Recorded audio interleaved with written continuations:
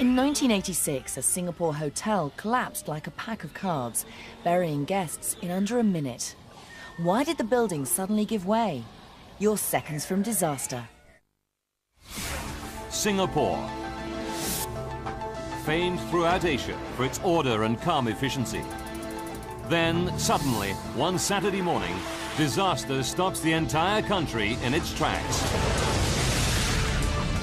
A 6-story hotel crashes to the ground in under 60 seconds.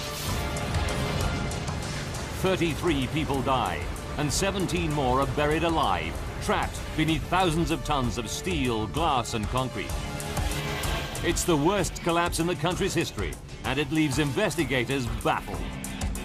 Now, using advanced computer simulations, we reveal exactly what caused the tragedy. Disasters don't just happen. They're a chain of critical events.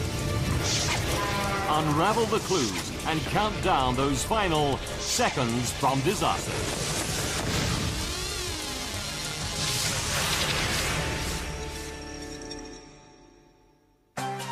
Asia. Singapore. Over 4 million people live crammed in a country the size of New York City. It's a dynamic, vibrant place that attracts people from all over the region and beyond, striving to make a better life for themselves in this English-speaking island of opportunity. Downtown, tower blocks soar into the sky as architects struggle to maximize the limited space. Much of it land reclaimed from swamp and sea. Even below ground, the city is teeming with activity as Singapore expands at breathtaking pace. Giant tunnels are bored by teams of engineers from all over the world, working on a new subway system that will connect the high-rise area with older and less prosperous districts like this one, Little India. 6 kilometers from downtown, this area is home to the manual laborers who support the booming economy. Here on Owen Road stands the Hotel New World, built in 1971. The building is unremarkable. 36 reinforced concrete columns supporting 6 concrete floors. There's a car park in the basement. The local branch of a bank takes up the ground floor. Above that is a popular nightclub. And a budget hotel occupies the rest of the building. As is usual in this hot climate, air conditioning units and water tanks are installed on the roof. At over 24 meters, it's small by Singapore standards, but one of the tallest buildings in Little India. The building has led an untroubled life, apart from one serious incident.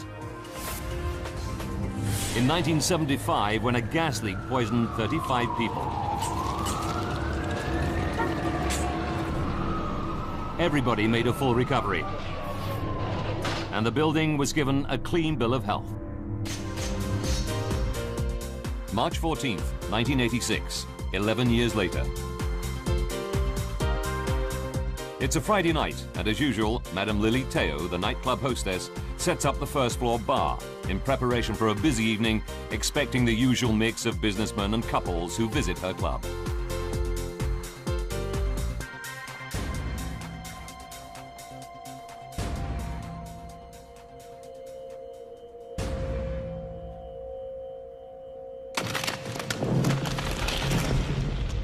She's startled to see that a column on the dance floor has cracked. The time is 7 p.m. She decides to inform the building's owner. Shortly afterwards, with the nightclub now open, a couple of workmen start repairing the damage. No one pays much attention to them. By 9:15 p.m., the club is in full swing. In the staff dressing room, one of the girls checks her makeup.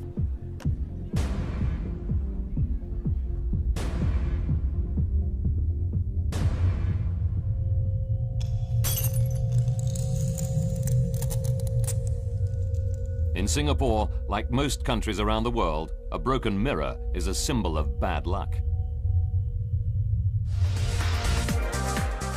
But it's the end of the working week, and everyone in the nightclub is too busy having a good time to worry about silly superstitions.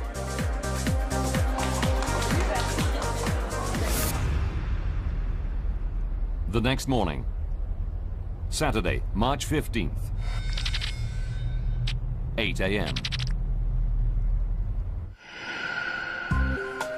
Cheong Cheng Guan, assistant manager of the ground floor bank, walks through the park with his childhood sweetheart.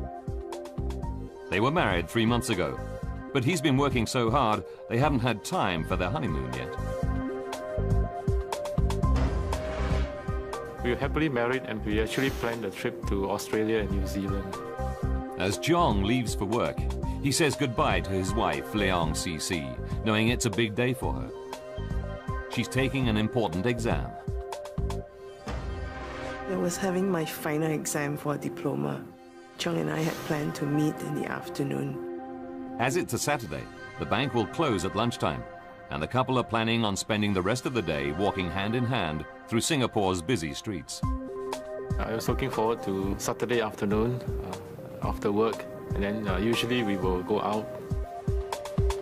17 people work in the bank. It's a close, friendly team. As is common in Singapore, they take great pride in providing their customers with efficient service. 21-year-old Christina Fuhr has been working at the bank for just 3 months. This is my first job in the bank, and I enjoy it very much. Christina has never been up to the nightclub on the floor above, but she's sitting almost directly below the column on the dance floor that cracked the night before.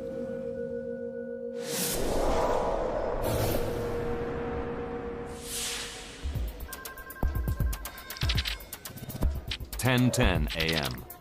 A customer comes into the bank. She's out of breath, saying there's a problem in the basement car park. Debris is falling down. The customer told us that the bank is going to collapse. Cheong stays in the bank whilst Christina and a colleague rush down to the basement to investigate.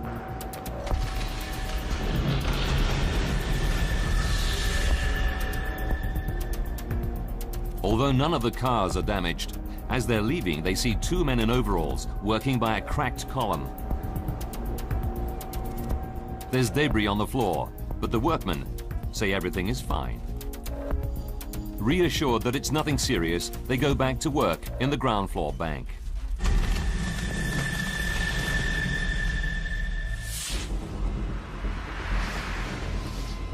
Two floors above, in the hotel reception, staff see cracks and fissures spreading across the wall.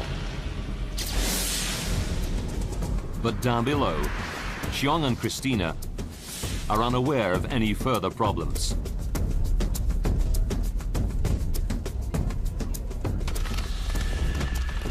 Throughout the building, vital supporting walls and pillars are starting to fracture. The Hotel New World is on the brink of collapse. Something extraordinary is happening within an unremarkable building in Singapore's Little India. Cracks are spreading throughout the walls and supporting columns.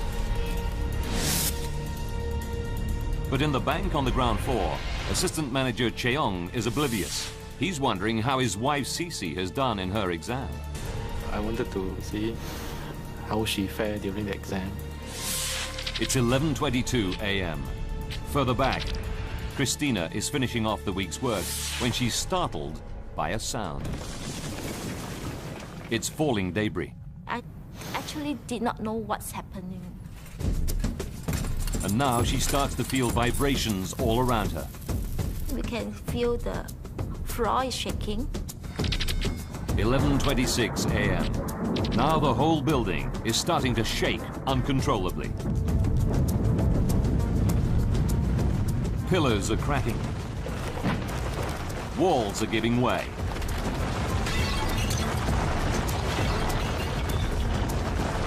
An unstoppable, catastrophic collapse is set in motion. It was very sudden. One instant you are working, the next instant it's all pitch dark and Thousands of tons of steel-reinforced concrete rain down on the people inside.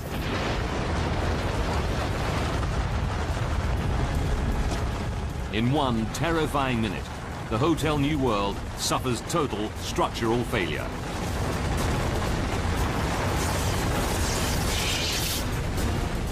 Trapping dozens of people.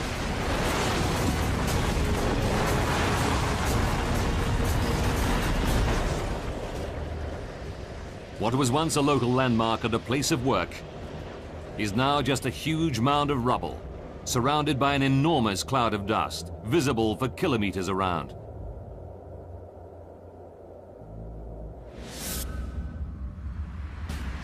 All 6 stories of the building have been destroyed, transformed into a concrete tomb. Christina, Cheong, and other bank staff are buried at the very bottom of the building rubble, in the pitch-black basement car park. We couldn't see anything, we couldn't hear anything. We couldn't even see our hand. Cheong can't see his colleague Christina, even though she's just a meter or two away, pinned down by massive concrete slabs. I was just like laying in the coffin. I couldn't move at all.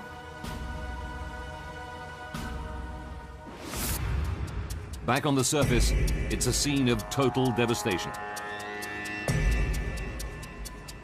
News crews film local people frantically clambering onto the wreckage.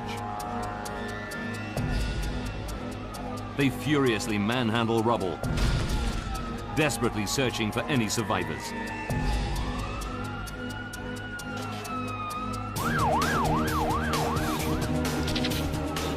At 11:35 a.m. Within 8 minutes, emergency workers start arriving.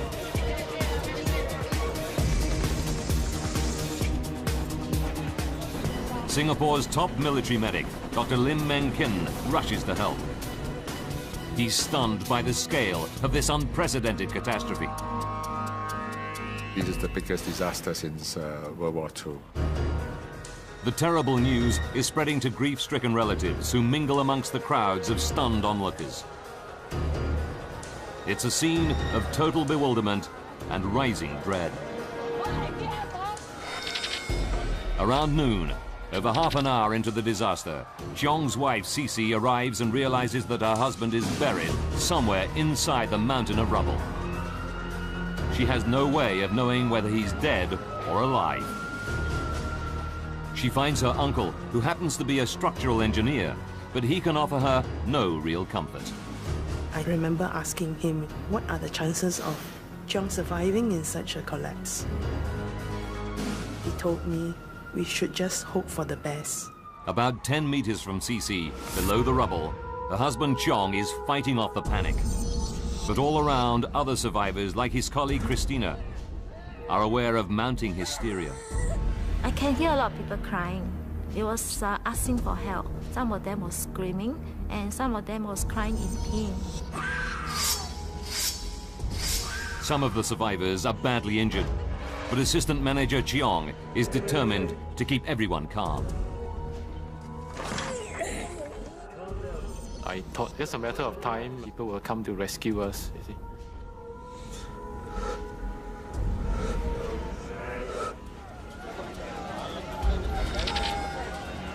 "12:30 p.m. About 1 hour after the collapse, back on the surface, there's good news. The rescue teams find a survivor, a tourist, who is staying on the top floors of the hotel. Shortly afterwards, they haul a second survivor, a local shopkeeper, from the hotel debris.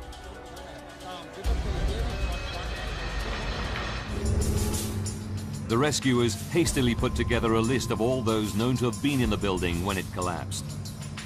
They can account for everyone known to have been in the hotel on the top 4 floors.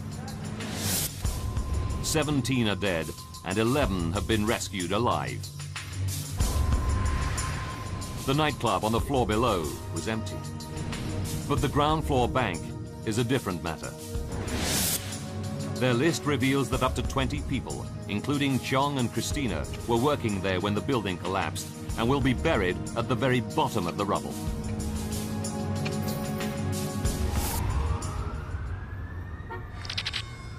"11:30 p.m.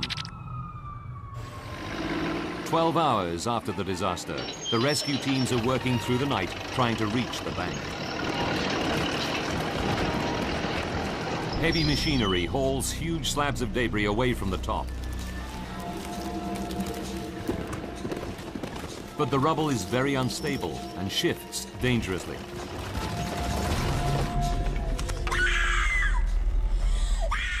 Some 10 meters below the glare of the rescuers' arc lights, with vibrations shaking the wreckage, the horror is growing. The survivors are trapped in a dark tomb under 6,000 tons of concrete and steel. Assistant Manager Cheong is just within reach of one of his bank colleagues, who's lying injured nearby, crushed by a beam. He tries desperately to push the beam away, but it's too heavy. I felt very helpless. Your colleagues here dying, and then you can't do anything at all. That was bad. Cheong realizes his efforts are in vain. I could smell the stench of death. It's very sad. Your own colleague you've been working for so many years with, and all of a sudden he's gone. The crushed masonry is preventing the circulation of air. Oxygen is beginning to run out. Just a meter or two from Cheong, Christina is becoming desperate. I was thinking I'm still very young. I still got lots of things to do. And I'm not married yet. I can't just die like that.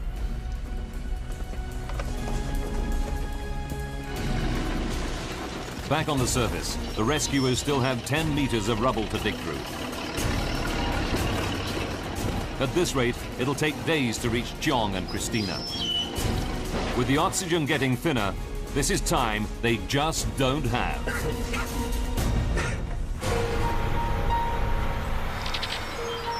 Midnight. Half a day has passed since the collapse of Singapore's Hotel New World building. Only 11 people have been pulled alive from the rubble. Christina and Cheong are trapped deep in the basement car park.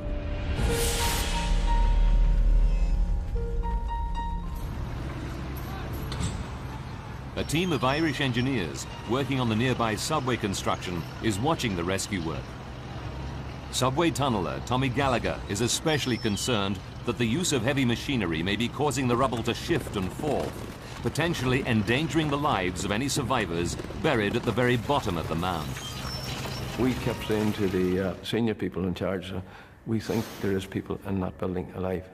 And what you're doing here, you're going to kill them. They propose a radical alternative, abandoning the use of cranes to clear the rubble from the top, and instead tunneling deep into the foundations of the building to get survivors out. It's a very difficult decision, but around dawn the authorities give the green light to Tommy and his colleagues. The Irish engineers have no idea exactly where in the basement any survivors may be.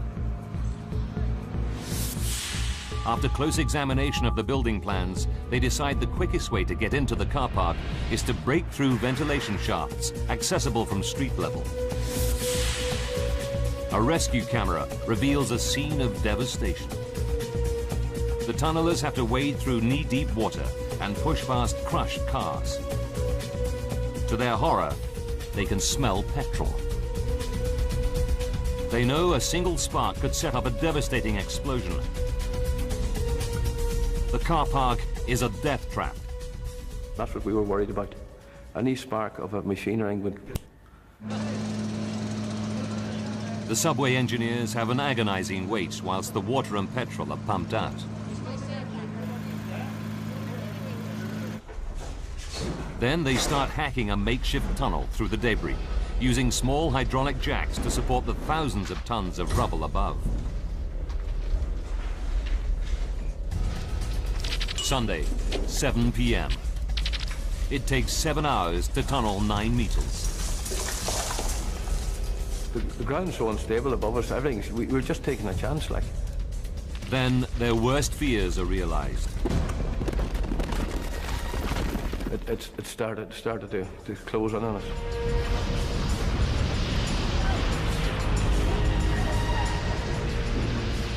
The tunnel caves in. Tommy and his mates scramble out moments before the roof collapses. Their path is totally blocked. Sunday, 7:30 p.m.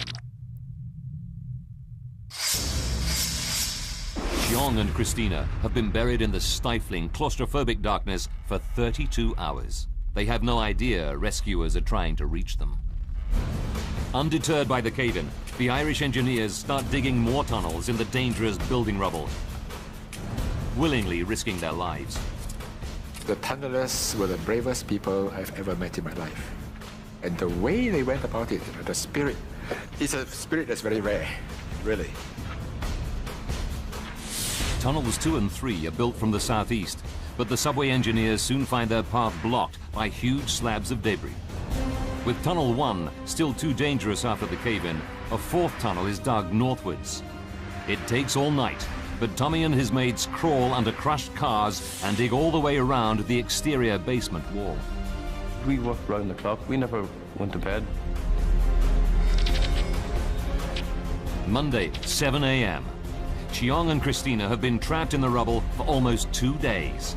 They're losing track of time. We don't even know how many days we was trapped inside. I was just trying to keep alive because I have a lot of things to live for.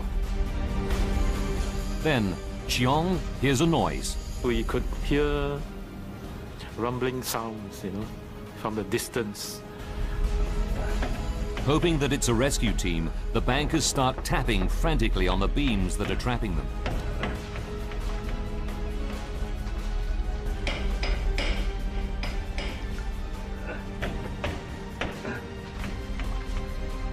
Hello! I'm here! Down here! Where? Coming to get you! We was very happy, didn't know where we are. The tunnelers crawl ever closer to Chiong and Christina. They feel they're on the verge of reaching them, but they face one last obstacle. And all of a sudden we had a metre square concrete beam and it was right in front of us. We had it smack on. So they were on the other side of that. They have no idea where in the building the beam came from, but they're desperately concerned that it's helping to support the weight of the collapsed building above them.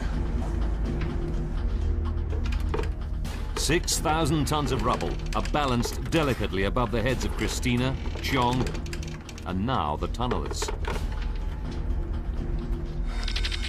It's noon on Monday, 2 days into the disaster. The rescue workers decide they have no choice except to break through the huge concrete beam. Dr. Lim joins them, ready for any emergency. You don't think of the danger. There's somebody at the end of the tunnel and you want to reach that person. The tunnelers' drills carve through the concrete surprisingly fast. A few meters away, in the darkness, Chiong hears the drilling getting louder. They keep asking me, can you see a light? Can you see a light? You know? Finally, I could see, and there's a chink of light from somewhere. Soon, Chiong is able to see the rescuers just the other side of the hole. The tunnelers are terrified that they may have cut through a major supporting beam. They fear the rubble could come crashing down at any moment. They tell Chiong to stay where he is whilst they prop up the roof. I said, no thank you, I'm coming out. Chiong cannot bear to stay another moment in the darkness. He scrambles towards safety. He just ran. I said, I don't blame you either, because he thought he would never come out of there alive, he said.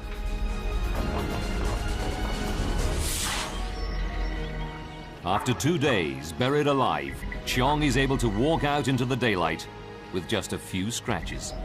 That was really a miracle. Christina is buried deeper in the rubble. It takes another 7 hours to rescue her.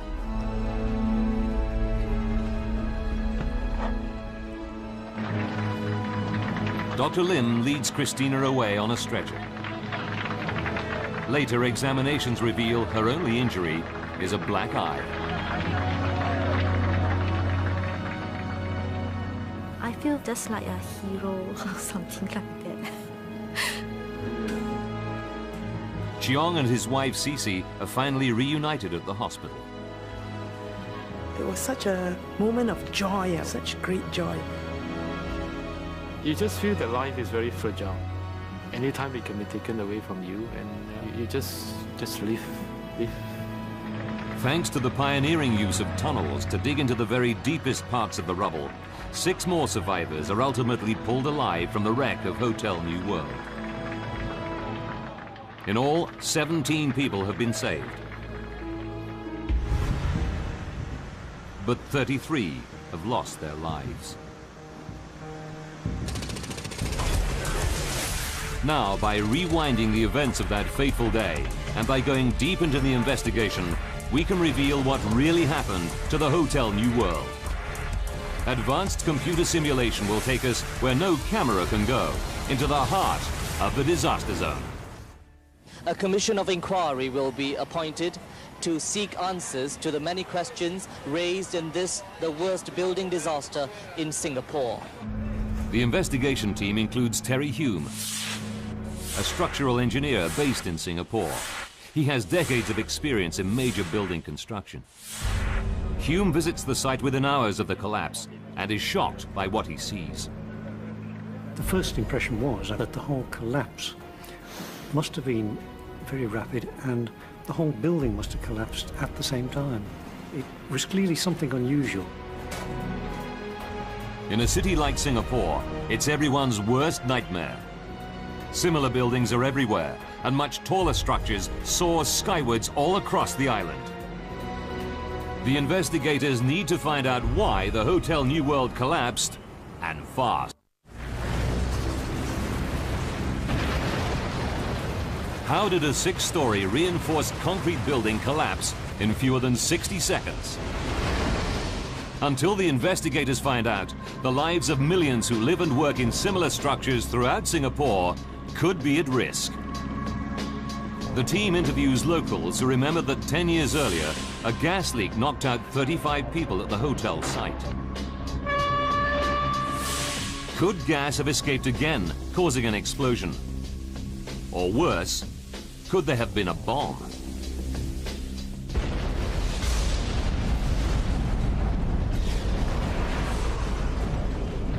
It's investigator Terry Hume's first hunch. He knows that explosions leave telltale signs, what the experts call a distinctive signature.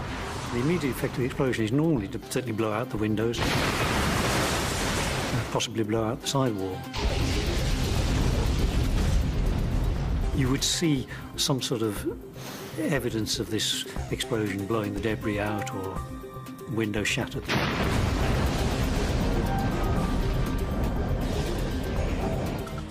But the unique marks of an explosion, shattered glass and crushed rubble, blown hundreds of meters from the disaster site, simply do not exist. There was nothing like that. So, if it wasn't an explosion, what could have caused the collapse? It really is quite difficult to demolish a complete building very neatly. The team needs to investigate the disturbing possibility that the building materials were defective. This is the wall here. They interview the Irish tunnellers and learn that some of the concrete was so soft, their drills went through it like butter. Could it be that the concrete was badly mixed in the first place, undermining the strength of the building? With millions of lives depending on similar materials throughout the city, it's an horrific thought. The team takes 240 concrete core samples to one of Singapore's top laboratories. Of these, 80 are quickly dismissed as being unusable, unsuitable for testing. The scientists examine the remaining 160 cores to see whether the correct ratio of sand, stones, and cement was used. Then they perform concrete strength tests on them.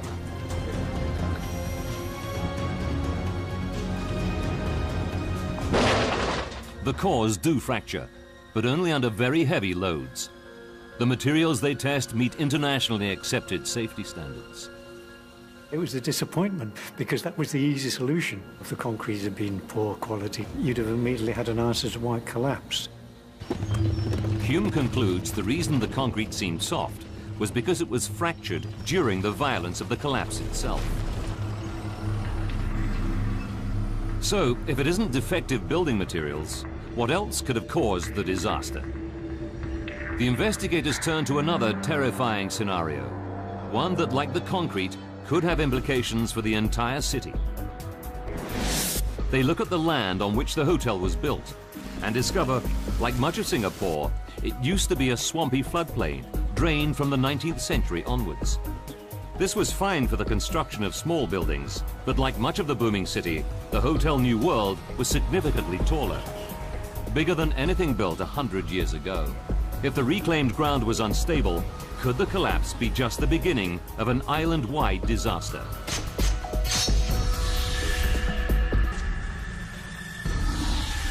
The first step is for the investigators to examine the surviving basement walls. If the foundations had moved in the unstable ground, these should show evidence of catastrophic cracks. Intriguingly, they find nothing. To make sure, they analyze the composition of the soil. The team drilled deep into the ground to take samples. Leaving nothing to chance, they also test the strength of parts of the foundations that survived. Finally, after weeks of work, the results come through.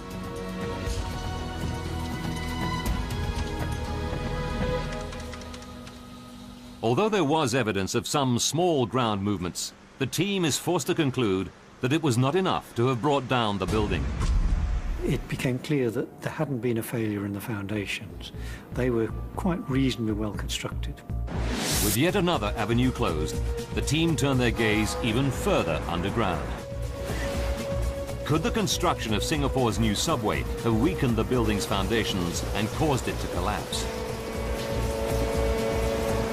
When you build an underground railway in any town, anything that goes wrong is immediately laid to the blame of the underground railway. Could the subway tunnellers be responsible for the disaster itself? It was a bit of a kick in the teeth to us, really, yeah. The investigators quickly establish that the closer of two nearby subway tunnels is less than a kilometre away. What effect could this have had on the building?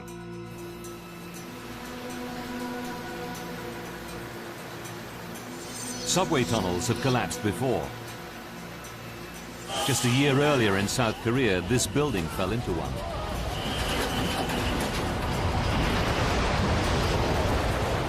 It only happened because the building was almost directly above the tunnel. But could there be an unknown mechanism by which the subway was responsible? The Singapore investigators measure the diameter of the tunnel and calculate the ground movements that vibrations would have caused. Even taking this into account, it seems an unlikely solution. Professor Jonathan Wood is a world expert who studied the dynamics of building collapses for over 20 years. If you are within 2 diameters of the tunnel, you can expect quite an effect.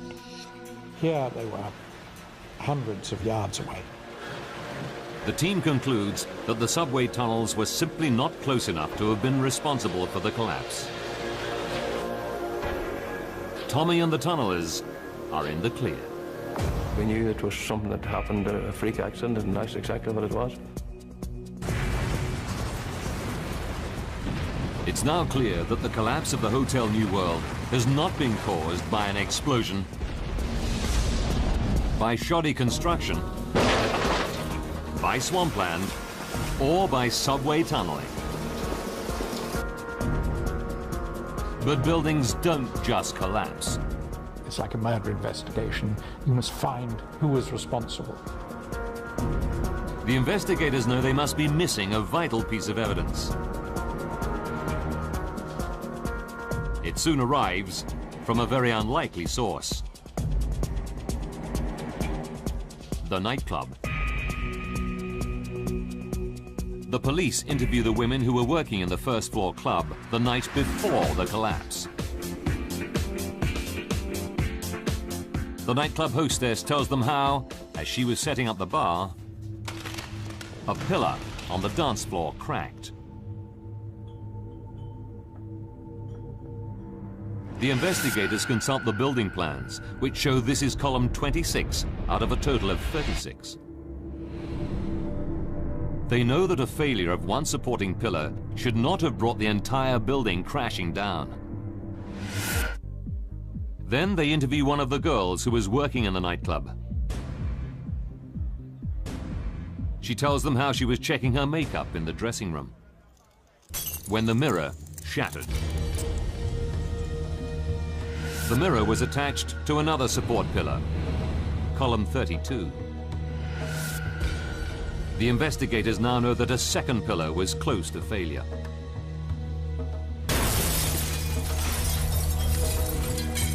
Next, the team interviews survivor Christina Fuhr.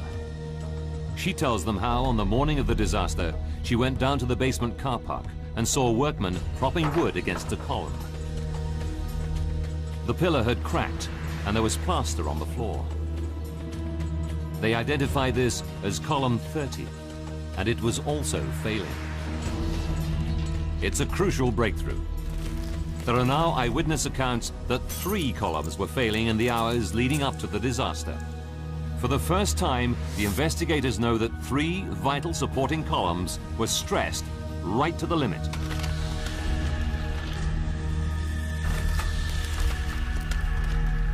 There had to be something very badly wrong with the building, but what could it be? As a last resort, the team starts looking at cutting-edge laboratory research into a little-known phenomenon that could provide the answer. When concrete is stressed to near breaking point, tiny cracks can start spreading deep within the heart of the material. Not only are these micro cracks, as they're called, potentially deadly, but frighteningly, they're invisible to the naked eye. You can only see them under a microscope. It's impossible to know for sure whether the crucial supporting columns of the Hotel New World were suffering from this dangerous disease. But if micro cracks are ignored, they eventually cause the surface of pillars to fracture, greatly reducing the amount of weight they can support. At this point, the building would be on the verge of collapse. If the team is correct, like woodworm eating away timber from within, micro-cracking would have weakened the concrete columns in the building until they were effectively rotten.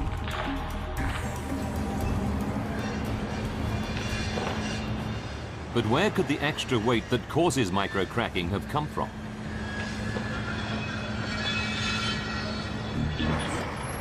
As the site is being cleared, the investigators see massively heavy objects being pulled from the rubble. They examine the blueprints to see whether these were allowed for in the original plans and make a startling discovery. During the 15 years of its lifespan, the building owner added extra loads to the Hotel New World that were not part of the original design. The team learns that in 1975, the bank built a steel-reinforced strongroom weighing 22 tons on the ground floor.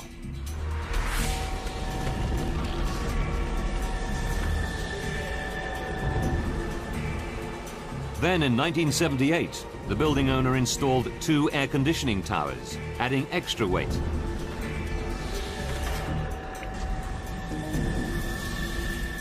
In 1982, to improve the building's lackluster appearance, workmen fixed heavy-duty ceramic glazed tiles to the exterior walls. The weight? Over 50 tons.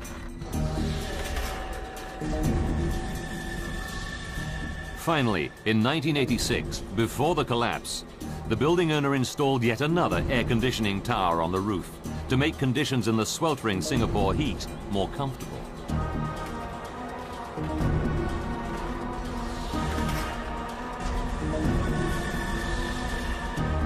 The investigators believe all this extra weight must have been too much to bear.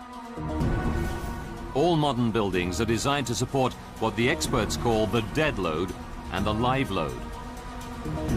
The dead load is the weight of the building itself.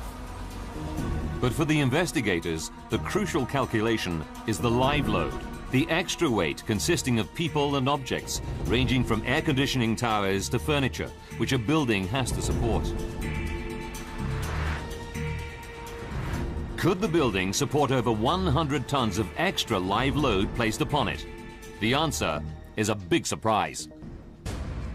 The calculation showed that the live load was adequately supported. Set against the 6,000-ton weight of the building itself, the live load, including over 100 tons of strongroom, tiles, and air conditioning units, was insignificant.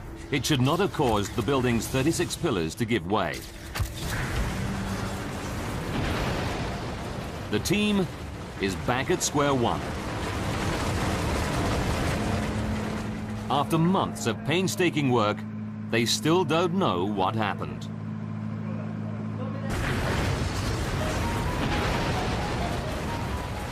The team is certain they must have missed some vital clue that will enable them to understand why Singapore's Hotel New World collapsed. They return to the blueprints and pore over photos of the damaged columns again and again. Clutching at straws, they double-check the calculations made by the draftsman for the weight of the building itself, the dead load.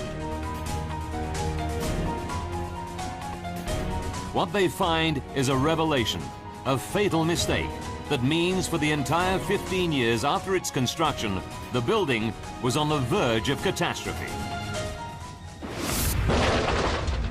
The amazing thing was, basically, this draftsman allowed for the live load, and he'd forgotten the dead load. It's an astonishing discovery, a schoolboy mistake.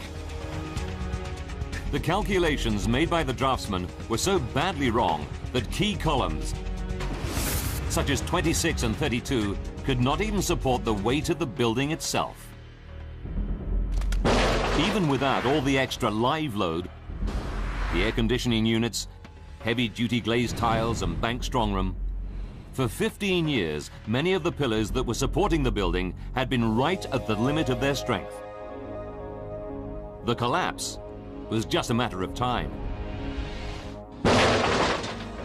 All the columns were very near failure and been sitting close to the edge for 15 years. The investigators finally understand why the disaster happened.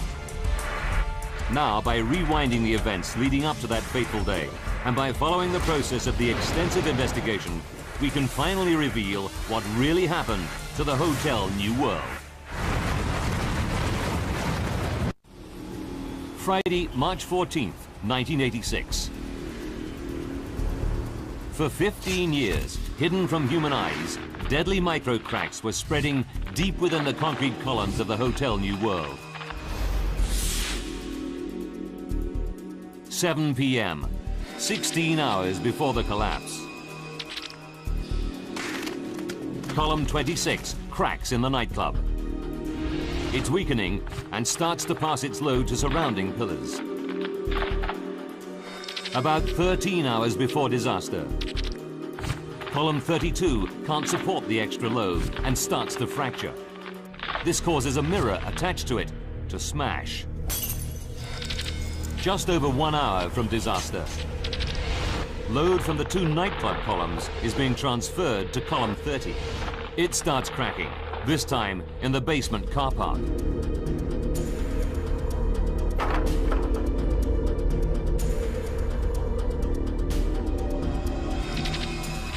Four minutes before disaster. Above Christina, column 26 starts to collapse, causing debris to billow down and vibrations to spread throughout the bank. As three columns collapse, the building reaches the point of no return. An unstoppable chain reaction is set in motion. If you've got your pack of cards, and all you've got to do is knock one card out, and all the other cards follow suit.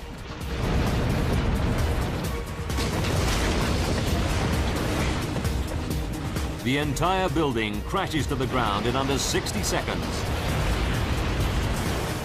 killing 33 people.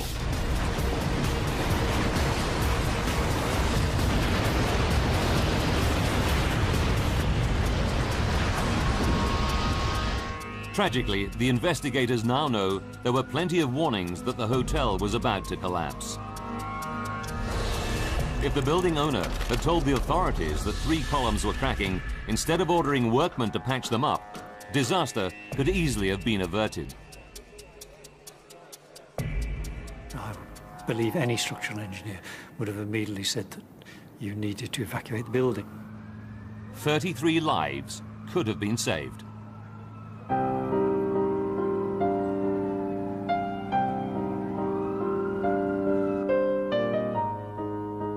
Survivors John and Christina will always remember their colleagues who died in the Hotel New World collapse. I do miss all my colleagues. They are the best that I ever had. But they will also never forget the courage of the subway tunnelers. It was volunteering, and they had to dig through debris which might just fall on them in any time. Without them, I would not be here. So I would like to thank them very much on this. Tommy Gallagher and the subway tunnelers were awarded one of Singapore's highest peacetime honours, the Conspicuous Gallantry Medal.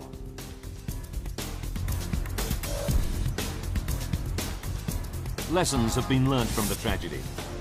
Singapore completely overhauled its building regulations to ensure that all dead and live load calculations made by architects would in future be independently checked, a crucial extra safeguard that has been adopted by many other countries.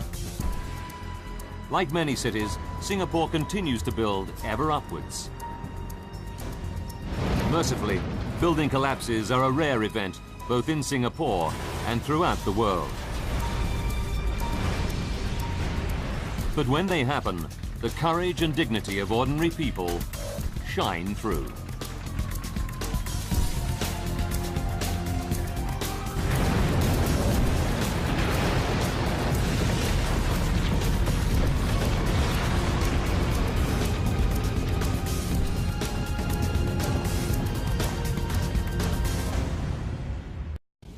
In 1986, a Singapore hotel collapsed like a pack of cards, burying guests in under a minute. Why did the building suddenly give way? You're seconds from disaster. Singapore. Famed throughout Asia for its order and calm efficiency. Then, suddenly, one Saturday morning, disaster stops the entire country in its tracks. A 6-story hotel crashes to the ground in under 60 seconds. 33 people die, and 17 more are buried alive, trapped beneath thousands of tons of steel, glass, and concrete. It's the worst collapse in the country's history, and it leaves investigators baffled. Now, using advanced computer simulations, we reveal exactly what caused the tragedy. Disasters don't just happen. They're a chain of critical events. Unravel the clues and count down those final seconds from disaster. The building was given a clean bill of health. March 14th, 1986, 11 years later. It's a Friday night, and as usual, Madame Lily Teo, the nightclub hostess, sets up the first-floor bar in preparation for a busy evening, expecting the usual mix of businessmen and couples who visit her club.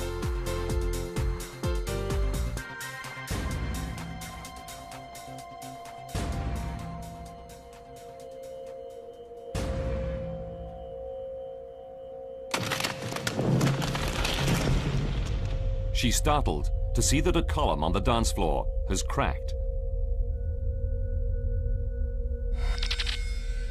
The time is 7 p.m. She decides to inform the building's owner. Shortly afterwards, with the nightclub now open, a couple of workmen start repairing the damage. No one pays much attention to them.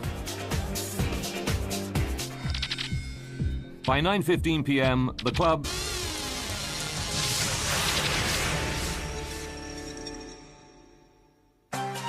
Asia, Singapore. Over 4 million people live crammed in a country the size of New York City. It's a dynamic, vibrant place that attracts people from all over the region and beyond, striving to make a better life for themselves in this English-speaking island of opportunity. Downtown, tower blocks soar into the sky as architects struggle to maximize the limited space.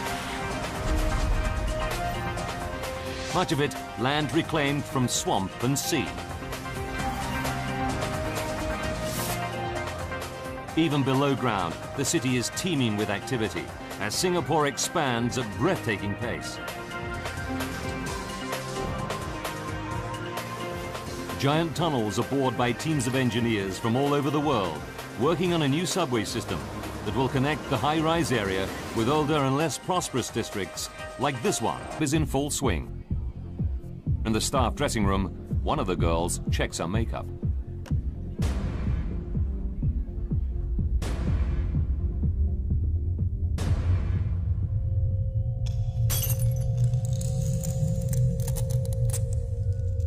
In Singapore, like most countries around the world, a broken mirror is a symbol of bad luck. But it's the end of the working week, and everyone in the nightclub is too busy having a good time to worry about silly superstitions.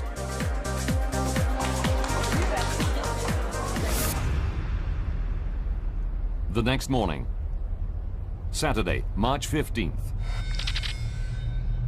8 a.m. Cheong Cheng Guan, assistant manager of the ground floor bank, walks through the park with his childhood sweetheart. They were married 3 months ago, but he's been working so hard they haven't had time for their honeymoon yet. Little India. 6 kilometers from downtown, this area is home to the manual laborers who support the booming economy. Here on Owen Road stands the Hotel New World, built in 1971. The building is unremarkable. 36 reinforced concrete columns supporting 6 concrete floors. There's a car park in the basement. The local branch of a bank takes up the ground floor. Above that is a popular nightclub. And a budget hotel occupies the rest of the building. As is usual in this hot climate, air conditioning units and water tanks are installed on the roof. At over 24 meters, it's small by Singapore standards, but one of the tallest buildings in Little India. The building has led an untroubled life, apart from one serious incident. In 1975, when a gas leak poisoned 35 people. Everybody made a full recovery,